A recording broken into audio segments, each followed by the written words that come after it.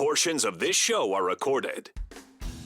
Strap in and be prepared. For Oregon fans that are listening to our little radio program, just say a silent prayer that Dan Lanning is your head coach. Because with all that's going on in the world, I think the last person that anyone has to worry about is going to be Dan Lanning. Interesting guests. It's Kelly Graves, Mike Parker, Coach Mark Waskowski, Noah Eagle, Melissa Lombardi, Kenyon Barnard, Jonathan Stewart. Sharp opinions. Research Stadium, the Valley Football Complex, is really nice. It's incredible. And it's not just, it's nice for Kravats. It's nice. Mm-hmm. And some smiles. Look at us talking about Oregon football somehow.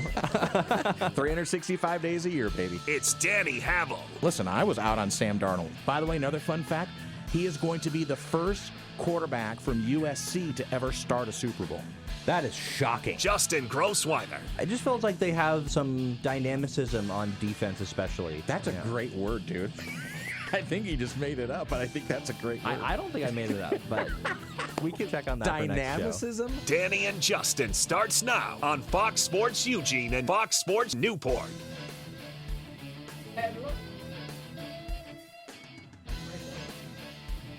Hello. Hello,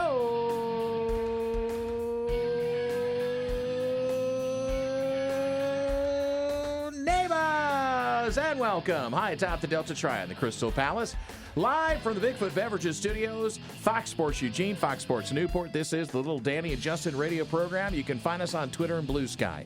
Danny and Justin, also over there, wherever you podcast. Yeah, whether it's Apple or Amazon or Podverse or I think the RSS stream has also got like a public site there or whatever. But wherever you're at, Danny and Justin are the fastest 60 minutes in sports. You can find us right there. Like and subscribe as we roll through a Tuesday. It is already February 3rd, 2026, the year of our Lord. Thanks for tuning in. Over there, running the control board is intern Dom in his Virgin flights to push all the buttons and make us sound good. Over to my right in a very unfamiliar chair is my tag team partner. I'm Danny. That's Justin. We call him Baby J. What up, boy? Well, I'm feeling a little beat up today. Why? Would you want worked out? I played basketball. I played pickup basketball for the first time. Have we discussed this, why you shouldn't do that? Well, I'm starting to learn. I'm starting to figure it out because my body is not treating me very well, and my calf feels very sore. It started feeling sore during the game. Your young, spry, 30-year-old body is not feeling great? Well, it's not as young and spry as it used to be. So I literally physically feel like I need to recover today. So that's kind of where I'm at. Spry is not a word that you use to describe youth.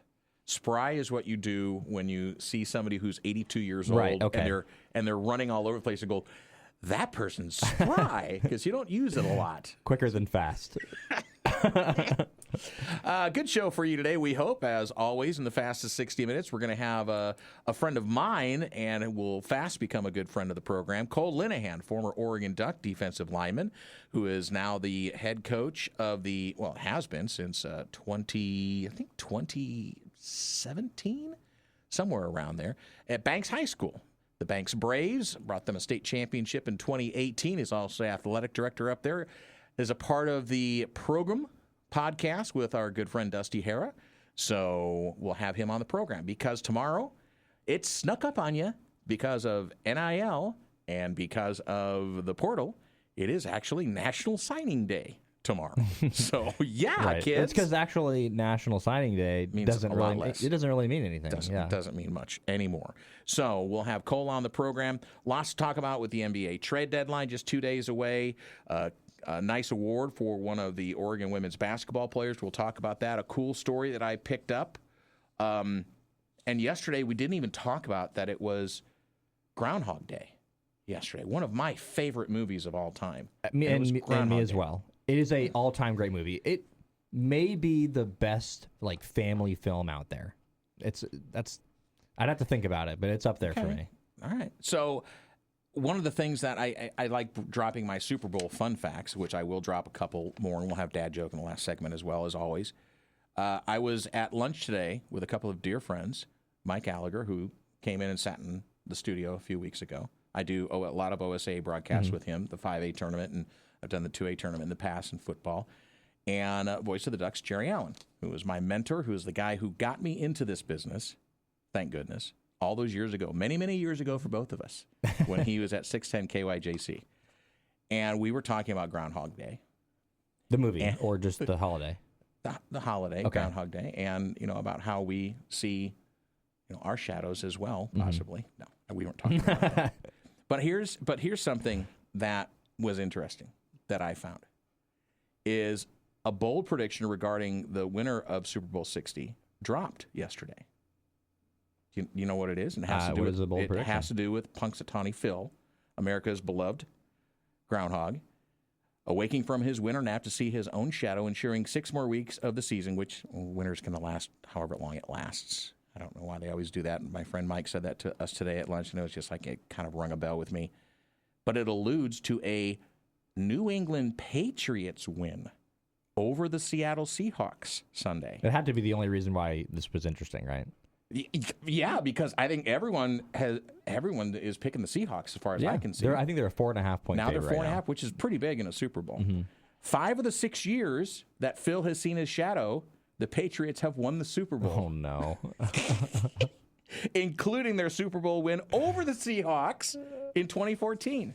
So put that in your pipe. These and are these it. trends that intern Dom's into. He's coming with all these I see him smiling over if a team has to go and be away or go west, and even if it's 1 mile, they've lost 6 out of 7 or something. You know when I don't like trends like that is when it's a team that I'm rooting for and they're going against it, or just like they haven't there was the whole thing, like even with the football program, they haven't lost a road contest in the Big Ten in X amount of years. It's like, really, you're doing that into the Iowa game? You're talking about that? Well, or it's the same going thing back as to the Pac-12 or whatever. You don't say no hitter on a broadcast. You just don't like hearing it. That's the announcer's superstitious jinx that you can put on it. Exactly. Rarely happens. So, the trade deadline coming up for the NBA and the Giannis stuff that we talked about the other day is what I'm seeing and reading now is kind of interesting to me, is that there are now a groundswell of folks that are experts in this. I'm by far not an expert because, as I've said over and over again, I'm not a huge NBA fan. I was an NCAA basketball fan until, the portal and such. So now you just cover it.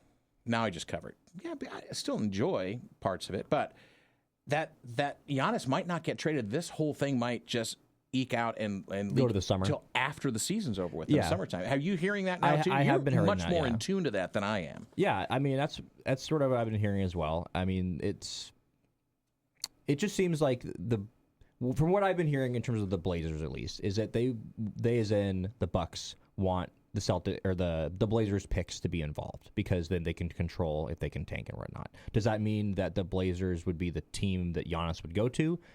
Probably not. Maybe. It seems like it's a possible destination, but I wouldn't say that that's incredibly likely. But it would definitely be smart for the Blazers to get involved if they can get some assets out of it. And you saw today with a lot of these trades. For instance, the Timberwolves made a trade with the Bulls where the Timberwolves literally got nothing in a 3-way trade. They traded away a contract. They traded away Mike Conley. Well, that's what they're doing right now. They're dumping some money. They're dumping money. So obviously that's what they're getting is flexibility, and maybe they're doing it for Giannis. I mean, that's one of the teams that has been looked at as a possible Giannis destination. But I do think that there's a chance that Giannis will last until the next summer because he's under contract. So there's deadlines spur action, and this is a trade deadline, but his contract isn't under the deadline, and so it's possible they just don't want to let him go. So the biggest pieces out there, if you follow the game, probably James Harden and the Clippers trying to send him away. Anthony Davis in Dallas, possibly. Memphis's Ja Morant could be the biggest pieces still that are out there. And then there's going to be a bunch of players that, unless you're a fan of the team or the player itself, you're not going to know who they are. And there's going to be a ton of those. And I will start seeing more 2- and 3-way deals, meaning 2 teams, 3 teams involved, because, again, the money's going to start moving around. Okay? Well, it's with this CBA, the contracts have to match, and it just becomes a lot harder with trades. So Thursday or Friday, we're not sure which right now, we're going to get the mayor, Travis Demers, from the Blazers. I think we can decide. That's fine. Let's shoot for Thursday then, because it'll be right. The deadline. Now I'm not sure when all the announcements come out, but the deadline is noon on Thursday. So perfect. 3 p.m. on the right coast. It's noon on the left coast, so it'll be a perfect time to have Travis on. Okay? All right, perfect. We'll do that. That's set then. What do you want to do first? You want to do the award and then the broadcast? Ahisa Tute helps propel Oregon to a 2-0 East Coast trip, including the win over number 16 Maryland. So she was named Big Ten Co-Player of the Week. Congratulations. Career high 17 points go along with 9 boards in the win over Rutgers. And then just 3 days later, the Luxembourg product shattered her career high, poured in 26 points, got the double-double, 11 rebounds in the Ducks' 68-61 win. She was 10 of 15 from the floor, 6 of 8 from the line, her 5th double-double of the season. You really like Ahisa Tute. I have very much liked Ahisa Tute. You've been on this train for a while now. I have been. Ever since last year. I was trying to figure out which game it actually was. Maybe it was Northwestern. She had... Turned the corner for you then? Yeah, she's just a really good rebounder. She's great with her leverage. She's not the tallest player, so I think there's some teams that just matchup-wise she doesn't fit against. But for teams that don't have a 6'7" post, and this is my opinion. Coach Graves could come on here and say I'm totally wrong, but this is just my opinion. I just think that there's some matchups where she's a real problem. She can rebound and she can score extremely efficiently on the inside, and that'll lead you to win games at times. Well, it takes pressure off players like Katie Fiso and others that they don't have to feel like they're having to pull the load when it comes to scoring. So the Ducks return to MKA tomorrow night against the Fighting Illini of Illinois, 6 p.m. It'll be on Big Ten Plus. And speaking of that, Big Ten Plus, there is going to be an all-female crew to work the broadcast from the University of Oregon, which I think is outstanding. I agree. National Girls and Women in Sports Day is tomorrow, if you didn't know. And calling the game, Sophie Fowler. She's going to be one of 17 women contributing to the broadcast. So everybody from the production folks, camera, director, talent, they're all talented, but when we call it talent, it's the people who are going to be speaking to you on the TV. So she's going to be teamed up with Olivia Arcenega, who's going to be doing the analyst work, and then McKenna Rowland's going to be on the sideline, and then also someone who's a double major in advertising and planning public policy and management and is far smarter than I. The director charged with overseeing the broadcast is Shyla Orkia. I hope I'm pronouncing all of your names correctly. And if I'm not, text Justin and let him know. And then they can blame Danny. You can blame me. I think that is outstanding. So hooray for all of you that are doing that, and go knock it out of the park. How about that? I completely agree. And I hope that we get to a point where something like this isn't something notable. That we have to, well, I agree with that. But I think the more we talk about it, though, the more it becomes commonplace. Right. I think it's important. You know what I'm trying to say. Get the most talented people in front or behind this stuff that we do in the media, because this is just... Right, exactly. It's obviously a love and a passion of ours. We're all sitting here. Intern Dom's, he's the baby in it. You're like the middle child, and I'm the old grandpa with my stick on the porch. I'm the middle child. So who's the oldest? Well, I'm sure there's going to be somebody else that walks through the door. Goose could probably be. No, he's probably not the older child. He could be the older child if I had a child at 12, something like that. So, all right, enough of that. We're veering. The Danny and Justin radio program, if you missed any of this tomfoolery, you can go back and listen to it on the pod, Danny and Justin, or the fastest 60 minutes. Like and subscribe. Coming up in a few moments, Cole Linehan. We'll talk signing day for the Ducks. We'll get his opinion on what the Ducks need to do, or how they're faring in I wouldn't say recruiting. I would say, well, I guess it is recruiting, because if you're in the transfer portal and trying to hold on to kids, you lose some kids, and then you get other ones back in to backfill. I guess that's still recruiting as well, because you're recruiting your own team anymore to keep people. But Oregon doesn't lose starters. They're losing the team that is behind the team or within the team. Truly, I mean, no, you got a bunch of these guys. It's kind of funny, but yeah, you're right. The way these guys will go out, the ones that were backups or seeing the field at times in a rotation, I will almost tell you, mostly on the defensive side as well, they're going to be seeing the field. Right. Now, as a starter for other teams that they're going to. And what will happen, inevitably what will happen, are some of those guys will end up being better players than some of the guys that the Ducks keep as starters. And there's no way to know that, is the thing, because they're not getting playing time, and you're not going to necessarily, if the guy stays on the roster, then you're going to give him a chance. But I just think I think it's inevitably going to happen where a player leaves Oregon and people are going to get a big like, oh my God, like how did you let this guy go? But that's the reality of college football these days. Well, and especially you lose your offensive and defensive coordinators who've built relationships with players and other recruits down the line. But Dan Lanning, his focus, and he said it over and over again as people query him about recruiting, is that not one coach is in on a recruit.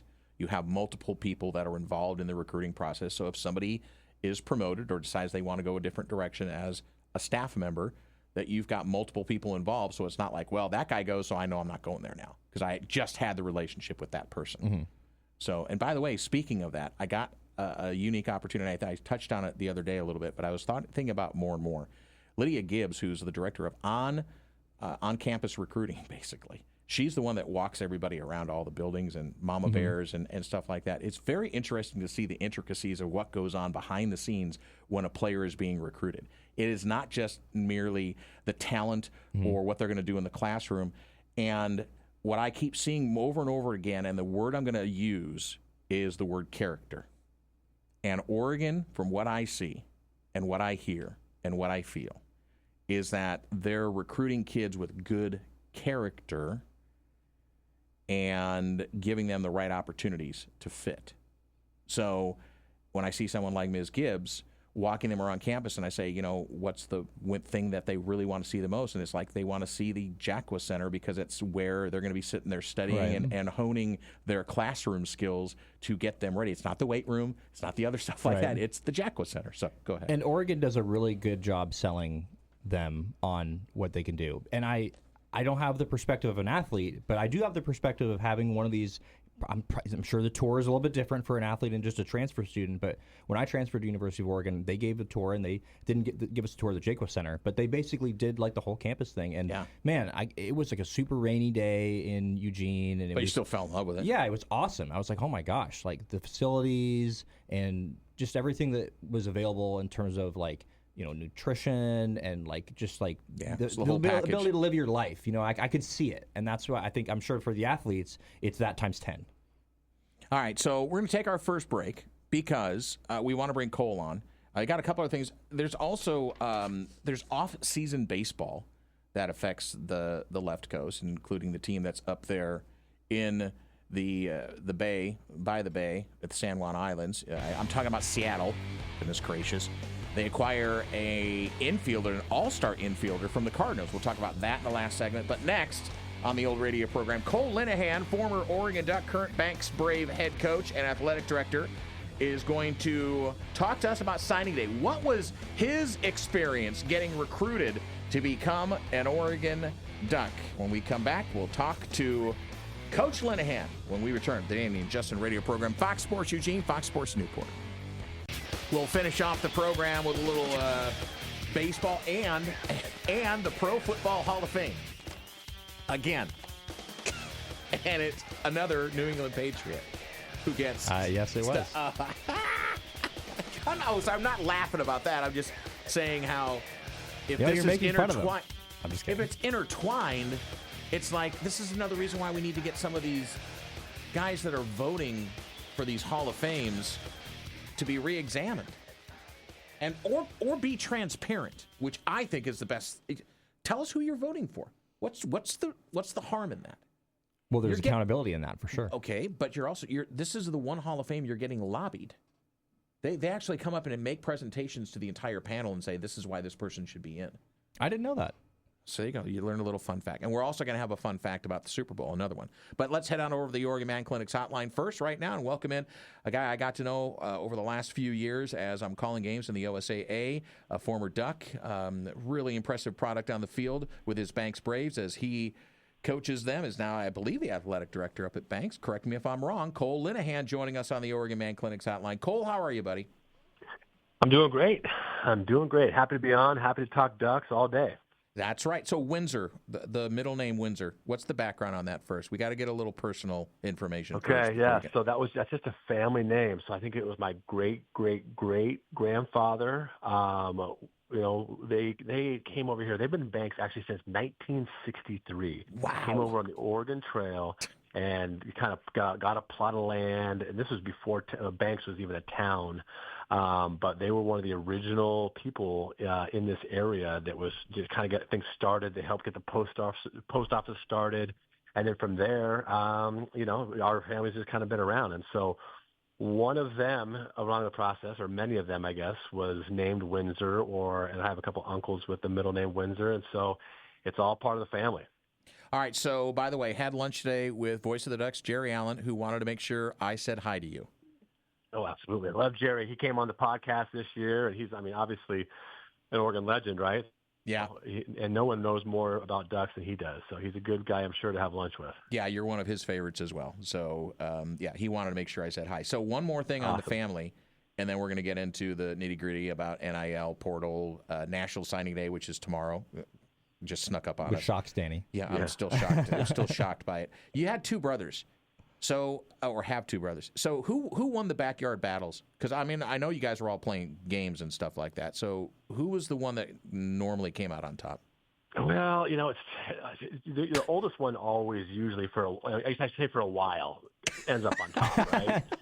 And so Josh has always been the biggest too. He's a little taller than me. He's bigger than me, and he's just kind of when we were younger, he was the bully, right? He was the hammer. And so he was kind of the guy you didn't mess with, and you learned that very quickly. Gabe was the young pup, and he was the athlete. He played quarterback in high school, and so we always thought he was soft for that. And then went on, and he put his hand down some of the time being a tight end in college. But those guys want to catch touchdowns, they want to celebrate, and so we were all different, I would say. Cole Linehan joining us, part of the program with Dusty Harria. I don't know where that came from. With Dusty, tell Dusty I mispronounced his name. He's going to love that. I will. The program with Dusty Harria has got 94 wins as a head coach at Banks High School. He joins us now. Let's get into it. When you were recruited, you started as a Duck in 2004. You took a redshirt year. You graduated in 2008. When you were recruited, it was a wildly different era than it is now. Has National Signing Day become this kind of afterthought now with the portal and NIL?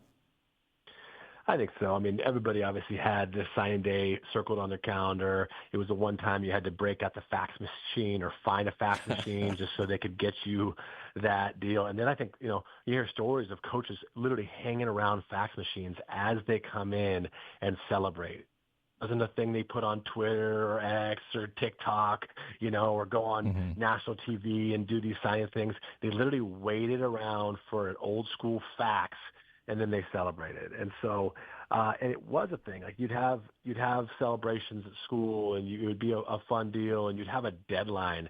And once you got to that deadline, it was like, hey, I know where I'm going to be for 4 to 5 years. You had a sense of relief that you went through the process and you thought you did everything right to make sure you picked the right school. And it wasn't really an option to leave unless you were willing to give up a year or two of your eligibility, which just wasn't the case for many of us. And Cole, first of all, thanks for being here. Really appreciate your time. What do you ever think about what things would be different like for you if you were coming out in today's day and there was the NIL and the transfer portal and all that? Like, obviously, you're an Oregon guy. Like, I'm just curious about your recruitment to Oregon and how you think it might have been different and things might have been different for you if you came out today. Well, I think there might have been a payday involved, which is, of course, you think Right. about that, right? Right. It's just, I almost don't think I would put as much stock or thought into where I was going. Because I could remember just going back and forth for weeks and talking to, mentors of mine, talking to my family, talking to my brother about this decision because it felt like the biggest decision of my life at that time, right? Because of the stakes were so high. And I honestly believe now if we were going through the process, it would be like, hey, I'm going to go to this school for as long as I like it for. And then if I want to leave and there's a better opportunity or there's an opportunity for make more money, then I'm going to leave. And I don't think it would really give you that same sense of pressure or, accountability for making these decisions. And so I think that does take a piece off of it. But we always joke, and we had Max Four on the pod, and he runs the NIL collectives and is the expert on it now. And I always ask him, I was like, dude, tell me what I'm worth. Tell me what I'm worth. And he'll just kind of joke about it and say, well, overachieving, undersized, not very athletic lineman. There might be $100,000 for you somewhere. Wow. There you go. There Okay. you go. Do you think that would put kids at a disadvantage nowadays if instead of looking at things and saying, "Hey, we're gonna basically like be at this school for 4 years, and it's really hard to transfer. You have to sit out a year, whatever the case is." But do you think it puts kids at a disadvantage to not look at somewhere as a long-term destination rather than just sort of, "Hey, like we're gonna be here for now, and then we're gonna take off whenever it's basically convenient"? Yeah, I think it does a few things to kids where it just doesn't allow them to deal with adversity well. Mm-hmm. You think about the lows that people might have had through college. I know I had them at times where maybe I wasn't as happy with my role, or I wasn't happy being away from home, or whatever the case is.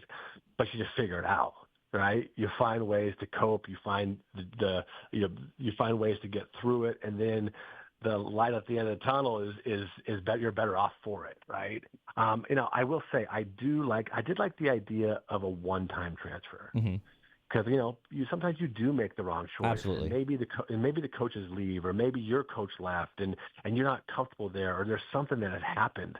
But it's just a wild, wild west about some of these guys are going to go to literally 5 schools, sometimes 6 with the COVID year, right? Where that was it. It's just, things aren't going well, I'm out. And so I honestly believe that teaches kids the wrong lesson. When they have an opportunity to leave and make a ton of money, I mean, that has a whole nother side to it. But there's all these pieces that we're going to look down the road and kind of see how this affects kids in the long run. And I think that their inability to deal with hard things will be one of them.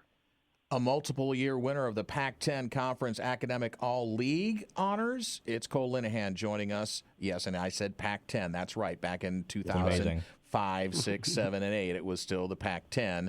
And now the Pac-12 comes back in another form this year. But let's talk about the Ducks right now, Cole, and what you think that the Ducks have done, need to do, where they're at, and positioning. Obviously, they've done another wonderful job of pulling in the right pieces, we think, in certain areas, retaining some pivotal pieces coming forward with Dante Moore, especially at quarterback, Evan Stewart coming back, and others.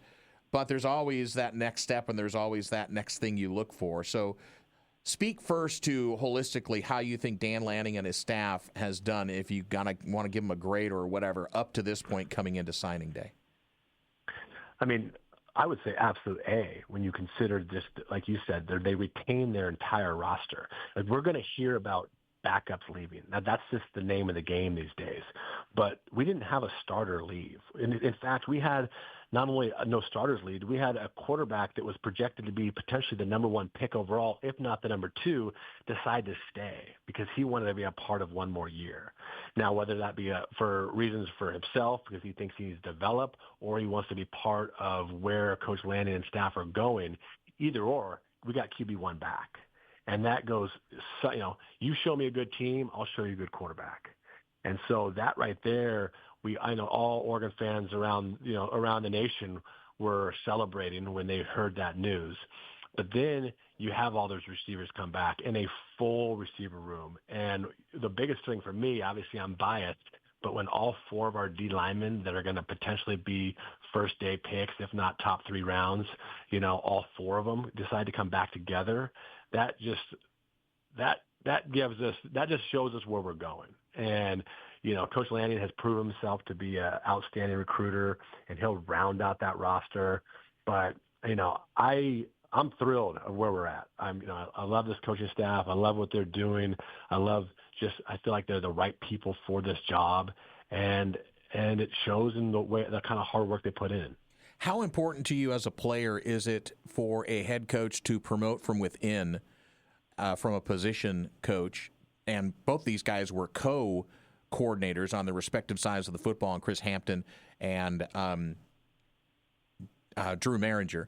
So, So how important as a player it is to you that they were promoting from within to keep some continuity within the program? Yeah, it helps on a few levels. One, it's just the players know them. They understand the terminology. You're not bringing in somebody completely new. There's going to be a lot of the same factors going into it, right? And those coaches have already built relationships with all the kids that are still on the team. And I know people weren't maybe wowed by these hires, but my response to that, has Coach Lanning let us down on a hire yet? Mm-hmm. Right. You've got to give these guys a chance. It's just like when Bellotti hired a guy named Chip Kelly. No one knew who this guy was from New Hampshire. Great point. He turned out to be okay, right? And so, you can nitpick a hire, but Coach Lanning is with these guys every single day, and he is a defensive guy for himself, so he's obviously has a standard set. And so I always just say, let's see how this plays out, because he has not let us down yet. And is it kind of the Dan Lanning seal of approval? If he's going to be willing to hire this guy, like, we should probably listen because Dan Lanning knows what he's doing. It's kind of the same things, a lot of different things in this program, I think. Yeah, absolutely. Dan Lanning is a defensive-minded coach, and it's proven. I mean, the first time I ever met the guy was at a coaching clinic where a lot of coaches step in and say, hey, this is how you build a program, or this is about culture. No, he got up there and did X's and O's for an hour straight. I don't know if he took a breath. Wow. Right? And so you just instantly knew that he was all about football in a big way, and that's what impressed me the most of my first impression of him.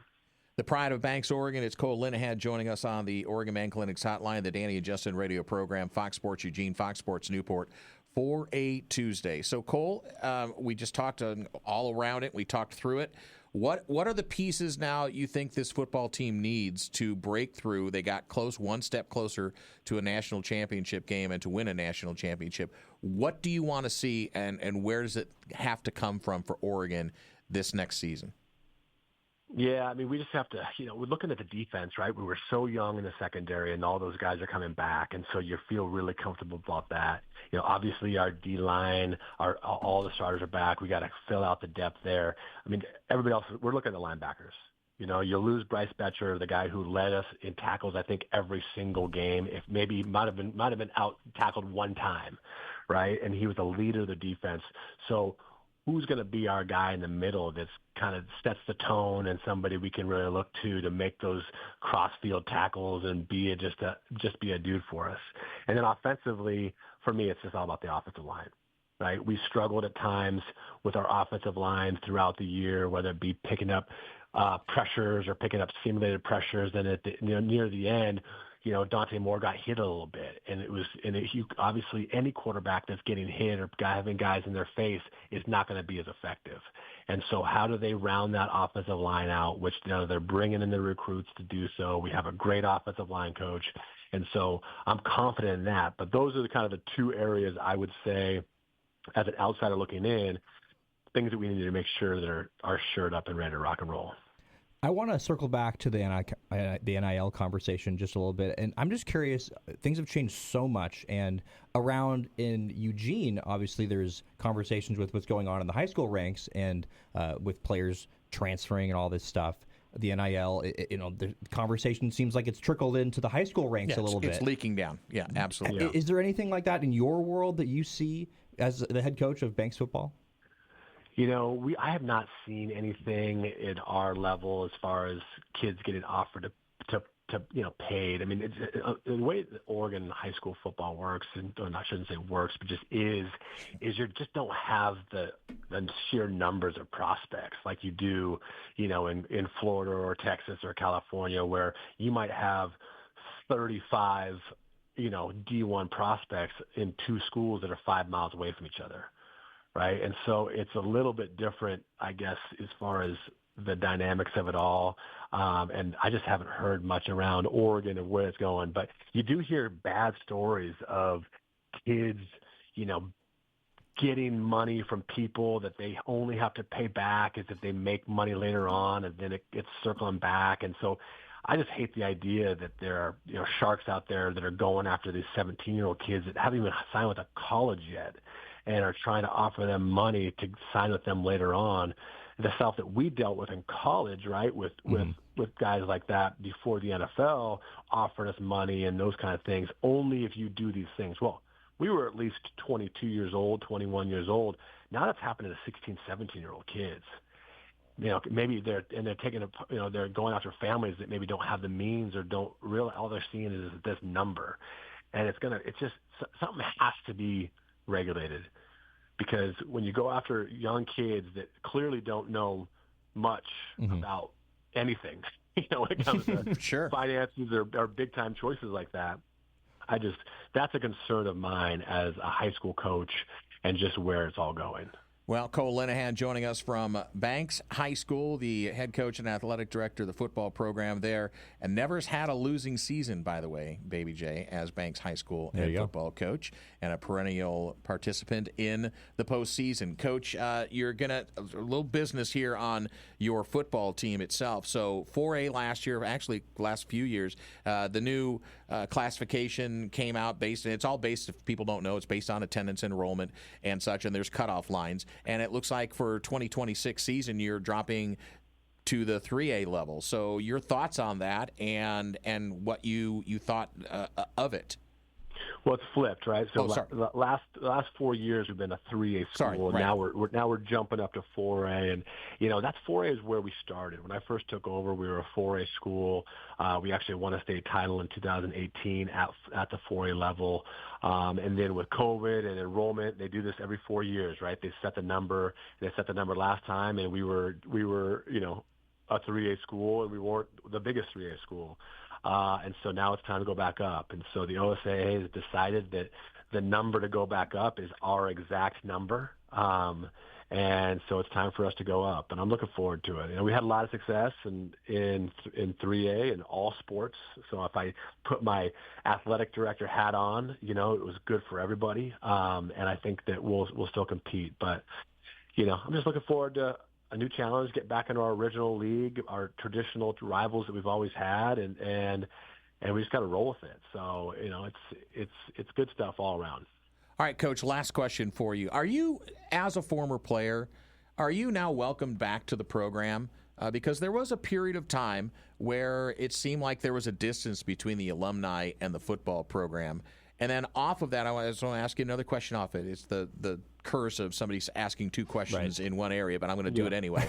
And then your thoughts on the Ducks moving into the Big Ten and how you think that's working out for them. So first answer the alumni question and then the Big Ten. Yeah, absolutely. So there was a time, you're absolutely right, when, we were done. Obviously, I left with Bellotti. Bellotti and I's years were the same. We're the last years together, right? And when Chip came in, that's where things kind of went haywire with the alumni, and just him not really caring about bringing guys in. It just wasn't part of his deal, right? And so a lot of guys felt like they weren't accepted back. And then we kind of went on a little bit of a run with multiple head coaches. And I will say Coach Lanning has done a really good job of trying to bring the alumni back, right? And whenever you're around them, they're engaged. They want you to come to practice. They want you to be a part of it. And a lot of these guys that played here, we don't expect much, right? We don't expect them to roll out the red carpet and to, celebrate us every time we come back, right? But whenever you spend a lot of time in a place and you feel like you're a big part of a program, you just want to feel like you have a place still there. And I don't want to speak for everybody. That's the way I feel, right? And so I don't need this extra love and celebration, right? But when I talk to Coach Lanning, I'd love to he loves to talk about times that when we played there. He always brings up the fact that hey, you're a part of this program. You were part of the growth of this program. We want you to be around the athletes. We want you to be here, and that goes a long way with a lot of former Ducks. So they've just done a really good job at that. And, in answer to your next question about, jump into the Big Ten, we were throwing out a lifeline, right, when the Pac-12 was crumbling. And I think we chose the best route possible. You think about where we're at compared to a couple schools that were part of the Pac-10, right? Or sorry, Pac-12. Whether them being in the new Pac-12 or having to do the ACC route or whatever, the Big 12. Like the Big 10 has the most tradition. It's clearly the best conference there is in college football right now. And for us to be there, not just be there, but win the thing 2 years ago, and to be in the mix this year. We couldn't ask for a better situation. and it just gives people it's fun, man. It's fun to have go to new places and new rivals and have teams.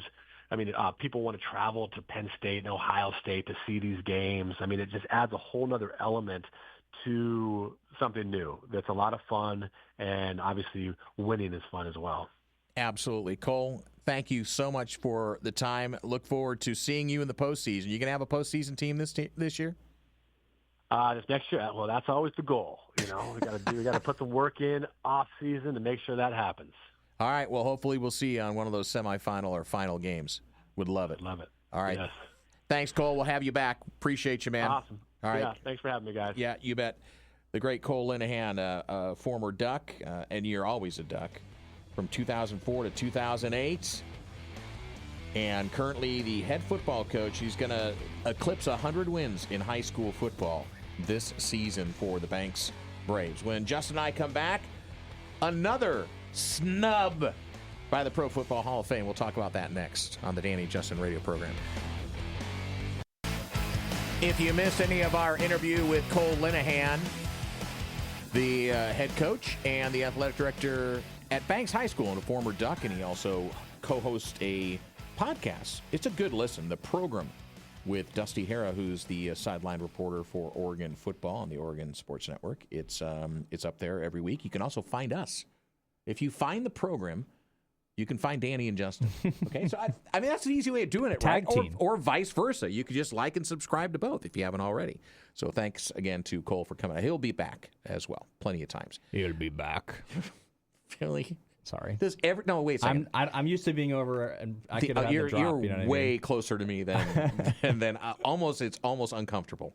I'm going to have to get used to this as well because I only have to have Mim sitting there next to me in the studio, which is great radio, by the way, as we're describing where we're sitting. You and I next to each other, and intern Dom. We could do some play-by-play. Intern producer Dom over there on the board. He's doing a great job.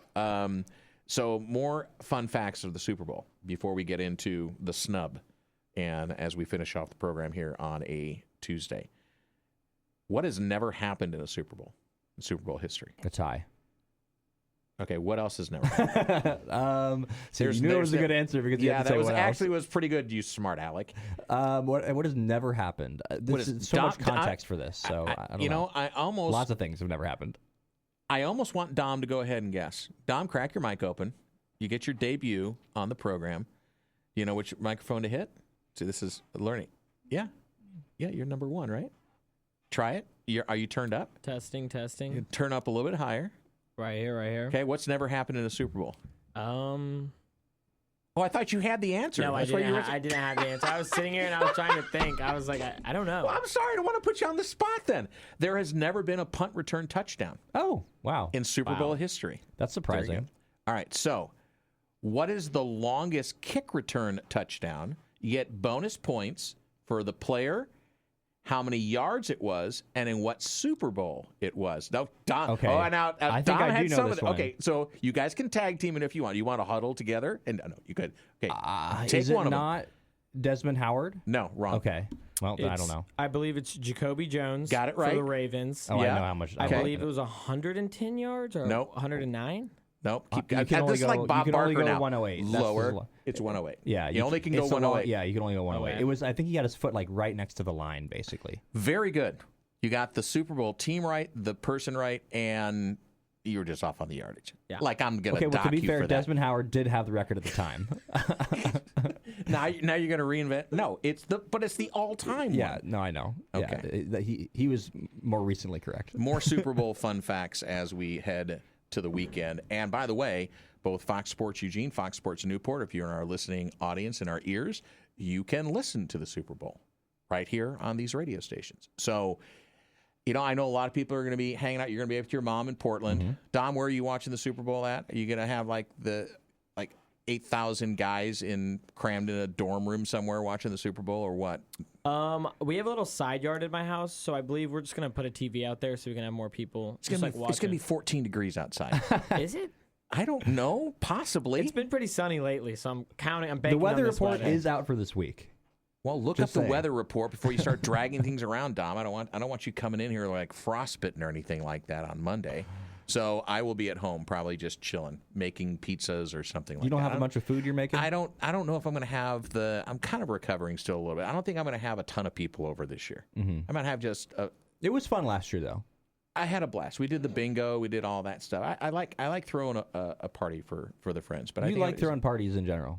Well, I like having good people around You me. do. Is that a sin? I don't mean that in a negative way at all. It almost did it sound like it was like. Did it sound like that was an insult? Thank you. We have someone Having that can people around? arbitrate. Or not having a lot of people? Yeah, what I said, did it sound like I was insulting him? Because he took it as an insult a little bit. No, I don't know. Thank you. I didn't think it was too aggressive. Maybe I'm just being too sensitive today. Maybe. I don't know. I might be. Maybe I'm just upset for Robert Kraft. Maybe I'm just upset. Words that have never been spoken before. Are Bill Belichick and Robert Kraft now going to hold hands and have like a redemption tour together? They might as well at this New point. England's Patriots owner Robert Kraft, like his former head coach, has not been selected into this year's Pro Hall of Fame class. Kraft was a first-time Hall of Fame finalist, did not receive enough votes, so you basically need 40 out of the 50 people to vote for you. There's 50 votes. Each person gets only 3 votes. So they'll have like 5 people on the ballot, and you can only select 3 out of those 5. So the class will be announced, by the way, Thursday night in San Francisco. So and this is a new voting requirement, apparently.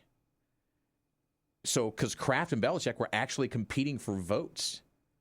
So they used to have that like segmented a little bit, like a coach, was over here, and then the former players were over here. And so Roger Craig, Ken Anderson, and L.C. Greenwood were the players. So, I mean, I don't know what the suspense is if they've already leaked it out that Belichick didn't make it, Kraft didn't make it, and there are 3 players that were left on the ballot or whatever. I guess they could have left them off. They could have just not voted for him, yeah. Yeah, but I would think most of those. Well, I think the irony here is that you could make an argument. I think it's pretty strong that Bill Belichick's the greatest head football coach of all time. And you could make an argument that Robert Kraft is maybe one of the greatest owners of all time. I mean, he's just taken another 11 team. Super Bowls. That's what I'm saying. I mean, and Jerry Jones is in the Hall of Fame. Exactly. So chew on that for a second. Isn't that pretty amazing? That's pretty egregious. I would say so. I was going to say, listen, that is the snub of all snubs I grew up hating the Patriots just like everyone else. Just like you Hate's a listening to strong this word, program. man. It's a strong word, and I meant it. You are Alabama and New The England Patriots were a and part the of that Dodgers. for a very long time. The Dodgers, man. So have you picked a team in every major sport that you just have a visceral dislike for? I would say they pick themselves almost. You have nothing to do with it. I would say that I have something to do with it and who I root for, but those teams make themselves very easy to spot. They rise Any team to the with top LeBron. or push down to the bottom. Exactly. By the way, I did want to mention that the Mariners signed a player in the offseason here, all-star infielder, Brendan Donovan from the Cardinals was signed yesterday evening. He's a left-handed hitter, 3-team trade, also included the Rays. And they didn't give up much. So the Mariners got a little stronger. So although they did get a switch pitcher. A switch pitcher? Yeah, isn't that crazy? The Cardinals did. Oh, Yeah. wow. All right, let's do some dad joke. Oh, a joke! I got fired from the bank today. A woman asked me to check her balance, so I pushed her. Dad jokes! All right, so I got to do another little voice thing with this. I did it the other day, so here we go. All right, so we're going to start out like this. A pirate walks into a bar with a towel on his head. And then the bartender says, "Hey, what's the deal with the towel on your head?" And the pirate goes, "Arr, I have a bounty on me." Like a bounty towel. Yeah, the brand. Okay. I got it. All right. That's it. Sometimes they're winners, kids. Sometimes they're not. That's all there is to it. They just, they come out one way, they come out the other way. That's all there is to it. All right, let's close out the program with letting you know I will not be here tomorrow. It's going to be Goose and I. And you're going to have a guest. It's going to be the GM, the new GM of the Drifters. It's Jake Willard going to be on the program. I'll be back on Thursday. Put a smile on your face, someone else's. They deserve it, so do you. God bless. Thanks for listening. For Baby J, for Intern Dom, I'm Danny. Peace.